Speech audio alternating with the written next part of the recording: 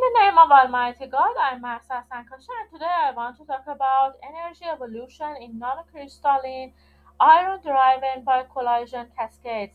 It was written by Ivan Tolkachov, Daniel Masson, Max Bollinger, Poevaima, and Felix Hoffman. The Department of Engineering Science, University of Oxford Parks, and the Atomic Energy Authority, Gulham Science Center, Abingdon, Oxfordshire. The abstract is about nanocrystalline materials are promising candidates for future fusion reactor applications due to their high density of grain boundaries, which may serve as sinks for irradiation-induced effects. We use molecular dynamics to simulate collision cascades in nanocrystalline iron and compare these two collision cascades in initially defect-free single crystals. We create nanocrystalline samples via Voronoi tessellation of initially randomly placed grain seeds and via severe plastic shearing and irradiation-induced annealing is observed where after is almost two displacements per atom or dPa. Radiation derives all simulation cells to single crystalline state. Radiation-induced effects that distort the lattice generate elastic strain, so we use excess potential energy as a measure of defect content. At low dose, the boring samples feature a few large, low-energy grains, whereas the sheared samples show many small, high-energy grains due to the high defect and grain boundary content caused by severe deformation. A dose increases beyond 1 dPa or displacement per atom. However, all non-crystalline samples converge to similar behavior. Excess potential energy mirrors this trend, plateating above almost is equal to 4 displacement per atom. We hypothesize that the initially preceding cells will also reach a similar plateau after 5 displacement per atom, which is seemingly confirmed by running a single instance of each subtype to 10 displacement per atom. A model is developed to explain the energy evolution. We conclude that regardless of initial structure, radiation drives all cells toward the same energy state at high doses.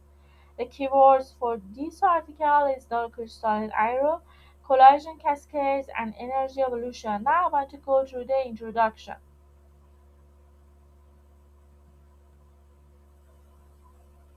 High energy neutrons are the main product of the deuterium-tritium nuclear fusion reaction. In operation, these neutrons will penetrate the reactor materials, interacting with the atomic nuclei. These interactions produce atomic recoils, which create collision cascades within the material, leading to the production of dislocations, voids, and other microstructural defects. These defects cause degradation of the reactor materials' mechanical and thermal properties. Non-crystalline materials have been considered for use in fusion application due to their high grain boundary density, which may act as a sink for radiation-induced effects. These materials are characterized by their small grain size, which is less than 100 nanometer, and experimentally a lower radiation defect density has been observed for non-crystalline materials when compared to coarse-grained material radiated to the same dose. Experimental techniques such as high-pressure torsion, accumulative roll bonding, and equal channel angular pressing have been extensively used to produce non-crystalline materials through severe plastic deformation or SPD. Traditionally, molecular dynamics studies on nanocrystalline material have used Voronoi tessellation, which randomly placed grain seeds to generate nano-grained simulation cells. Recently, studies have been carried out on the creation of nanocrystalline material in MD through SPD. Tolkachov and his colleagues induced grain refinement in iron By applying a higher shear strain up to gamma is equal to 10 to initially pristine simulation cells, and then a grain formation was directly observed, and the grain were found to be stable at constant temperature of 300 Kelvin, 500 Kelvin, and also 800 Kelvin for 1 nanoseconds. Irradiation-induced annealing process had been observed in materials both experimentally and through MD simulations. Song and his colleagues radiated non-crystalline and coarse-grained UFR-97 with self-ions, and irradiation-induced annealing process was revealed through X-ray diffraction measurements which show grain coarsening and a reduction of dislocation density with increasing irradiation dose. Ma and his colleagues used MD or molecular dynamic simulations to study radiation damage in non-crystalline tungsten by utilizing the creation relaxation algorithm. Similarly to the experimental finding, a grain coarsening occurred with increasing dose. Lebo and his colleagues also observed radiation-induced grain growth in non-crystalline nickel subjected to collagen cascade simulations. Tolkachev and his colleagues reported a grain coarsening with radiation in non-crystalline iron. This combined atomistic an experimental study also confirmed grain coursing in self-ion irradiated non-crystalline iron disks, and the molecular dynamics data suggested in linear grain growth, which was consistent with the experimental values. Every grain within a material will have inherent elastic energy due to the elastic strain field associated with grain boundaries and crystal defects. It is expected that the radiation-induced annealing process reported both in experiments and MD simulations will reduce the elastic energy as grain grows and annealing occurs. The potential energy will be a sum of defect formation energy, grain boundary energy, and elastic energy. As such, tracking the excess potential energy as a functional radiation is a useful method of measuring the integrated effect of grain growth and defect reduction for initial non-crystalline molecular dynamic simulation cells.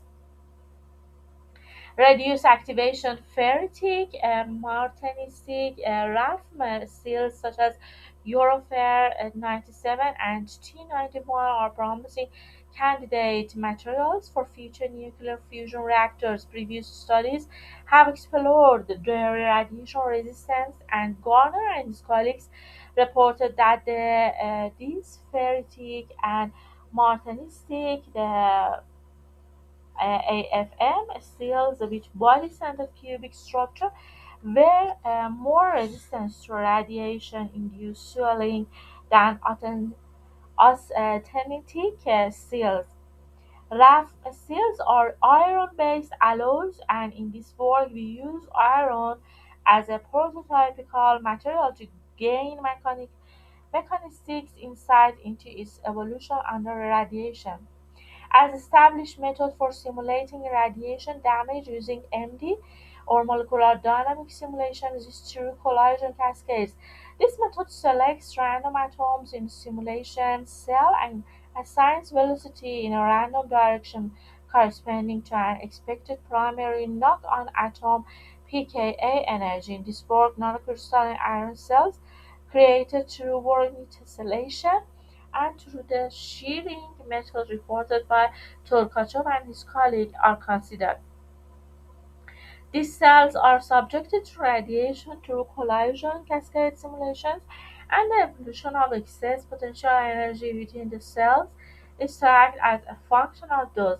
First, the excess potential energy is calculated for all cells and compared. Then, the excess potential energy is calculated for each individual grain for different types of starting infrastructure. This gives insight into how grains evolve during radiation. Finally, the implication of these results is discussed before drawing conclusions. Now, I want to go through the methods and introduction about simulation setup. LA MMPS was used for all molecular dynamics simulations in this work. Two distinct methods were employed to generate nanocrystalline iron cells, Voronoi tessellation, and a higher shear strain method proposed by Tolkachev and his colleagues, hereby denoted as the shear cells. In the case of the Voronoi cells, two different grain numbers were seeded for comparison. One with 5 grains per cell, Dc is equal to 16.6 nanometer, and the other with 20 grains per cell, Dc is equal to 5.2 nanometer. The diameter calculated using the spherical grain approximation. Five independent cells are created for each initial condition, and the results and the errors below are calculated with respect to five simulations for each type of microstructure. For comparison, five additional initially pristine iron cells were also radiated through collagen cascades. All cells contained 1,024,000 atoms, which corresponds to 80 multiplied by 80 multiplied by 80 unit cells of BCC iron. The cell relaxation method reported by Ma and his colleagues was followed for all distinct simulation cells. An extra step was added to the shear cells in that they were initially thermalized to 300 Kelvin and shear up to the gamma is equal to 10. By utilizing the method in the reference 26, the cells achieved stress-free conditions and were brought down to a temperature of 0 Kelvin before the collision cascade simulations. The dataset considered here was also used in Tolkachev and his colleagues. Previously, Tolkachev and his colleagues determined that the Voronoi cells grain volume correlated well to the equation of France and his colleagues, whilst the grain volume distribution of the shear cell was fit to a Zipf-Mandelbrot model.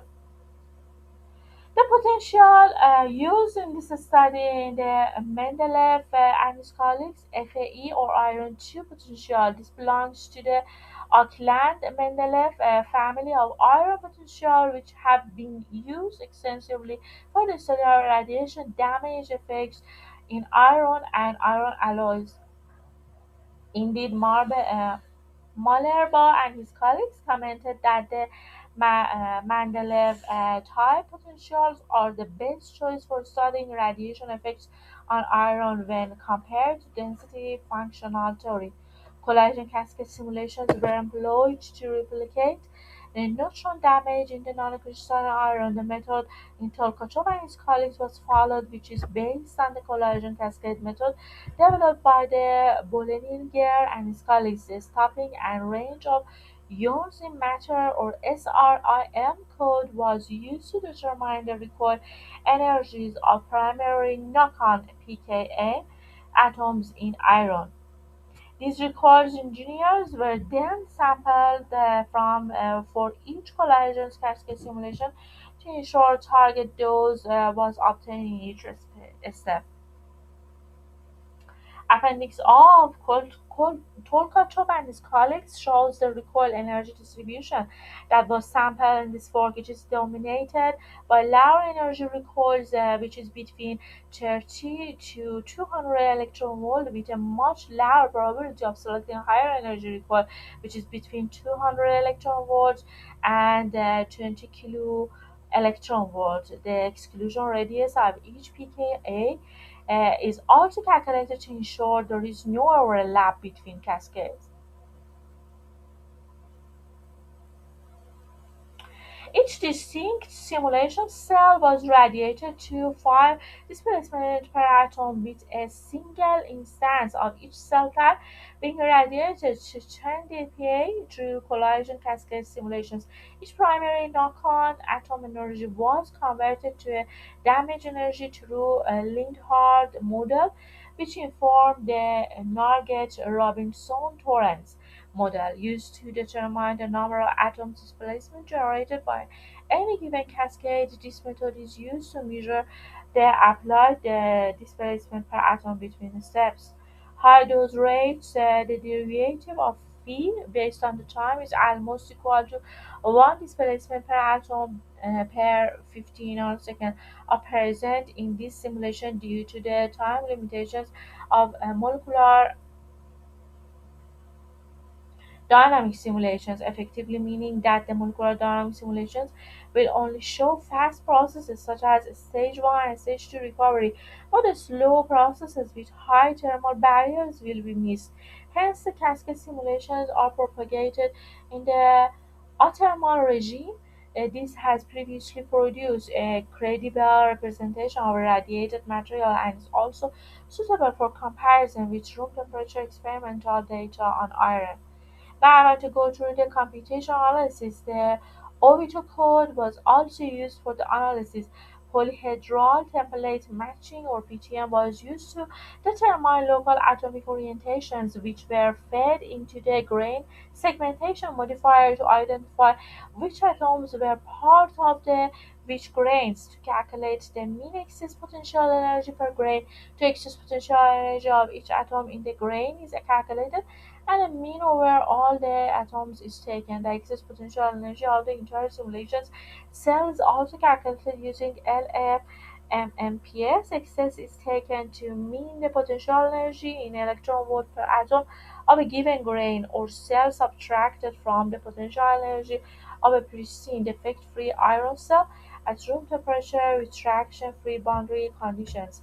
Now I want to go through the results. Figure 1 shows the mean grain number as a function of the dose for all initially non-crystalline iron cells averaged over the 5 distinct simulations of each type of starting microstructure. A clear radiation-induced annealing process is shown whereby the grains in all initially non-crystalline cells you see, figure 1 shows grain number obtained using grain segmentation in OV2 software as a function of dose for all initially non-crystalline cells. A grain was taken to a minimum of 100 atoms. Grow and become single crystalline after 2 displacement per atom. In Torquato and his colleagues, which uses the same datasets, their radiation-induced grain growth was found to be consistent with random grain growth. Furthermore, the study confirmed radiation-induced grain growth experimentally in self-iron radiated non-crystalline iron. Similar behavior has previously been observed using molecular dynamics simulations. Ma and his colleagues observed a radiation-induced grain growth in non-crystalline tungsten while Lebo and his colleagues showed a grain growth in a non-crystalline nickel, with all cells becoming single crystalline with increased dose. Experimental radiation-induced annealing has also been observed in numerous studies. Excess potential energy versus dose is plotted in figure 2. The initially pristine cells are also added here for comparison. Figure 2a shows the overall excess potential energy in electron volts per atom for each starting configuration average over 5 independent simulations. As expected, at 0.001 dPa, the shoot cells have the highest excess energy due to the large number of grain boundaries and defects present within the cells. The DC is equal to 5.2 nanometer cells have the next highest, followed by the DC is equal to 16.6 nanometer cells, which is again expected as having a smaller grain and more grain boundaries will raise the excess potential energy. All initially non-crystalline cells follow a similar trend. Excess potential energy increase before decreasing and seemingly fluctuating at similar values above 4 displacement per atom. This is more evident in Figure 2, Section B, which shows a zoomed view of excess potential energy between 2 and 5 dPa. It is noticeable, particularly after 4.5 dPa, that the excess potential energy in the initial non-crystalline set seemingly converges at similar values of 0.022 to 0.023 electron volt per atom with much overlap in the standard deviations. This seems to suggest that, irrespective of the initial starting configuration, all initial non-crystalline cells will converge at similar values of excess potential energy at high dose. In Figure 2, Section 1, The initially pristine cells don't follow the trend of the initial non-crystalline cells, and excess potential energy only increases with those. Interestingly, the excess potential energy of the pristine cells nearly matches that of the initial non-crystalline cells, being almost 0.021 electron volt per atom at 5 displacement per atom. We also note that the excess potential energy in the pristine cells is seemingly still increasing at 5 displacement per atom, and the hypothesis that it will continue to increase until it reaches the range of the initial non-crystalline cells. You see figure 2 illustrates excess potential energy versus dose for initial non-crystalline and pristine cells in electron volt per atom, plotted between 10 to the power of minus 3 dPa and 5 dPa, plotted between 2 dPa and 5 dPa for section B. Figure 3 illustrates damage against excess potential energy for a single instance of each simulation type between 2 and 10 dPa.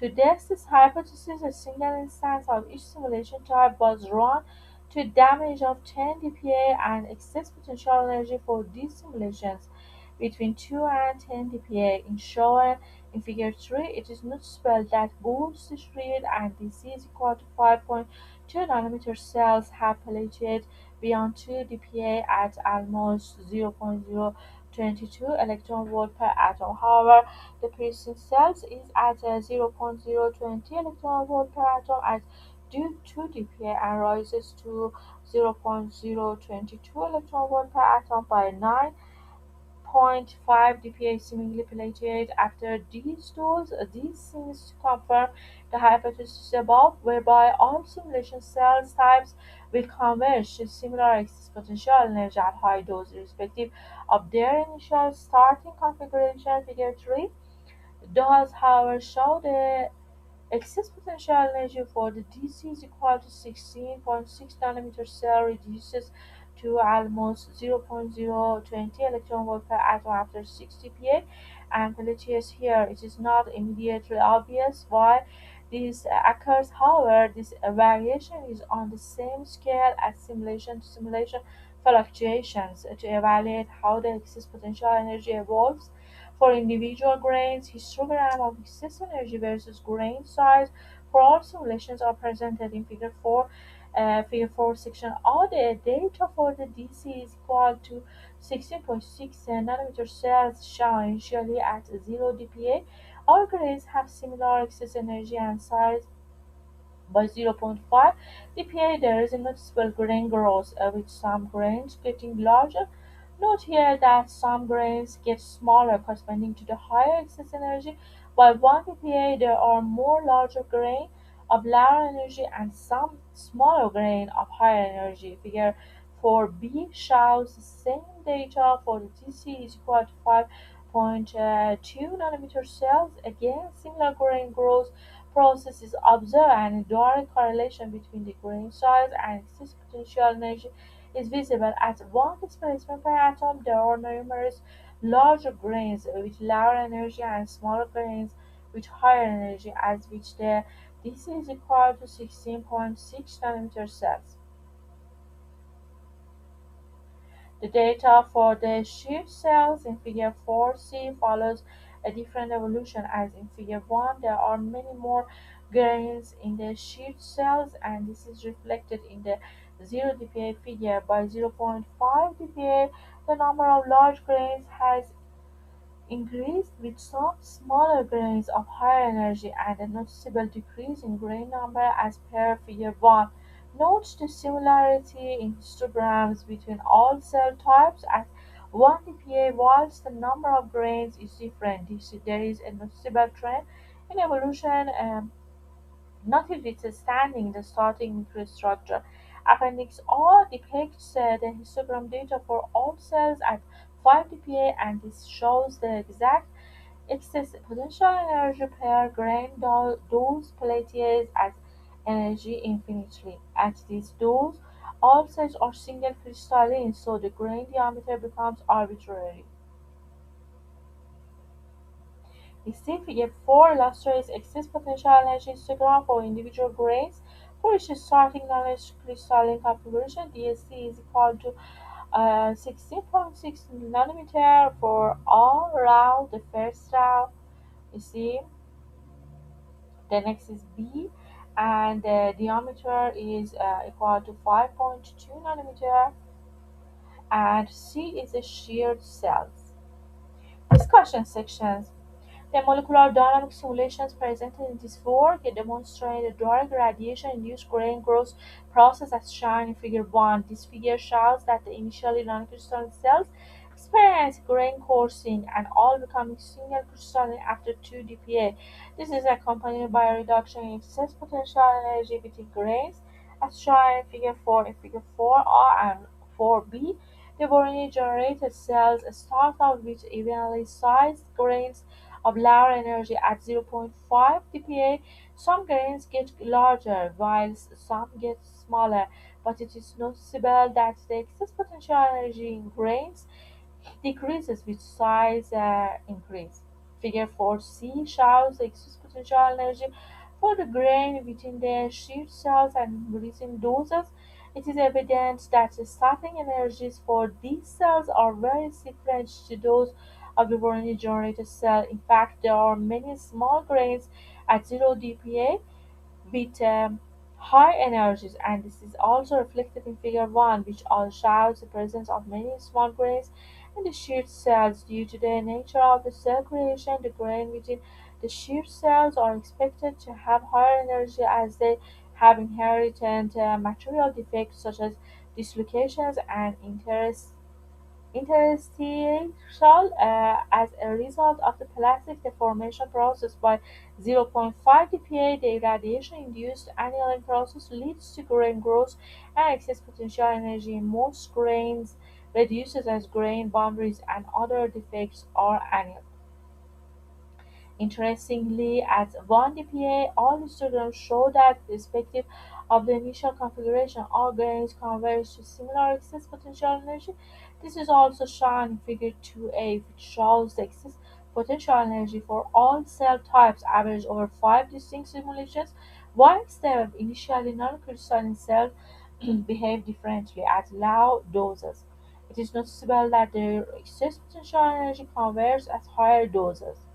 Figure 2b shows that both Voronoi generated and sheared cells converge to almost 0.022 until 0.023 electron volt per atom, while almost is equal to 4.5 dPa, with overlapping standard deviations across all five simulation types. Pristine cells, by contrast, exhibit a continuous rise in excess potential energy with those extending one simulations of each cell type to 10 dPa. Figure 3 confirms that the pristine cell's energy keeps increasing while until it is equal to 9.5 dPa, then penetrates at almost 0.022 electron volt per atom.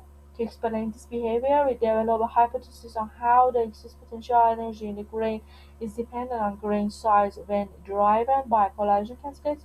It is proposed, based on the observable data in Figure 4, that when grains are smaller, the size of the grain dominated the excess potential energy with the grain giving is equal to all derivative to the power of minus phi, whereas the excess potential energy density phi is a constant governing decay. D is the grain size and I is constant proportionality. It is noted from the Figure 4 that all at small grain size the energy evolution looks linear.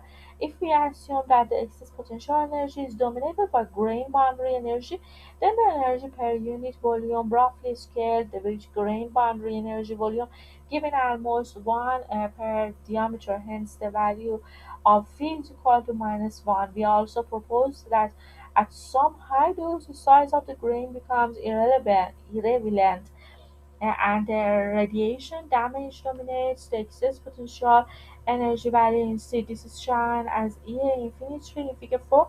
E infinity corresponds to the excess potential energy caused by radiation damage in the high dose limit and is calculated by determining the excess potential energy in the pristine cell at 10 dPa in figure 3, which was found to be 2.2 multiplied by 10 to the power of minus 2 electron volt per atom. This term is added as it is noticeable in figure 4 and in the 5 dPa figures in appendix that is excess potential energy per grain does pelletate at energy infinity. At this dose, all cells are single crystalline, so the grain diameter becomes arbitrary. Hence, the predicted evolution becomes E is equal to R diameter to the power of minus 1 plus E infinity. The value of the R was determined to be 0.307 with a tolerance of positive negative 8.972 multiplied by 10 to the power of minus 4 electron volts nanometer when fitting and keeping phi is equal to minus 1. The fitting method is shown in figure 5. The pure R d to the power of minus 1 parts found by fitting data to the energy of grains of various sizes generated to warning tessellation and relax then represented perfect defect-free grains without the involvement of radiation damage. The X-ray infinitely terms captures the add effect of radiation damage in the limit of an infinite crystal, as discussed above. Nonetheless, when plotting figure for and carrying out the figure fitting in figure 5, the value of phi was set to the minus 1. The value of the R was analytically determined in Appendix B and was found to be in the range of R is equal to 0.219 minus 0.489 electron volt nanometer, which coincides well with the fitted value of R is equal to 0.307 electron volt nanometer, giving confidence to the fitting. Here is figure 5, a predicted evolution of excess potential energy with the increasing grain size fitting. It is noticeable from figure 4 that the model is able to predict the observed excess potential energy evolution in the grains of non-crystalline material. Appendix all shows that at 5 displacement per atom, all grains pelleted at the value of the energy infinite. Note that the grain here becomes infinitely large as the molecular dynamic simulation cell becomes single crystalline after 2 dPa or displacement per atom as shown in figure 1. Our results suggest that from an energetic perspective, all initial crystalline cells will converge to similar excess potential energy at high doses, and no, notwithstanding their differing initial configurations and subsequent evolution at low doses. Furthermore, it appears that an initially pristine cell will also reach the same energetic state as the initial non-crystalline cells in the high dose limit. The conclusion chapter. We have studied the energy evolution of both initial non-crystalline and pristine cells subjected to cascade damage using molecular dynamic simulations.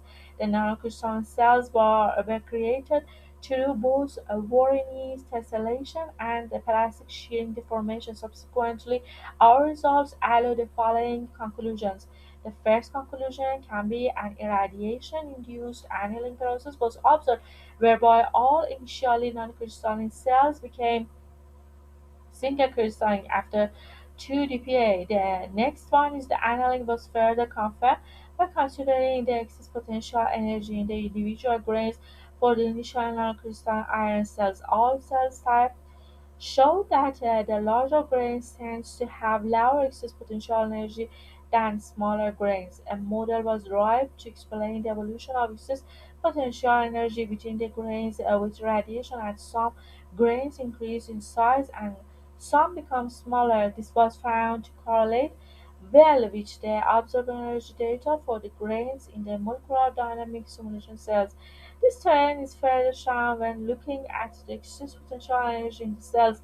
Whilst at low doses, all initial crystalline cells have differing evolution. At dose above 4 dPa, the excess potential energy in all cells seemingly converges.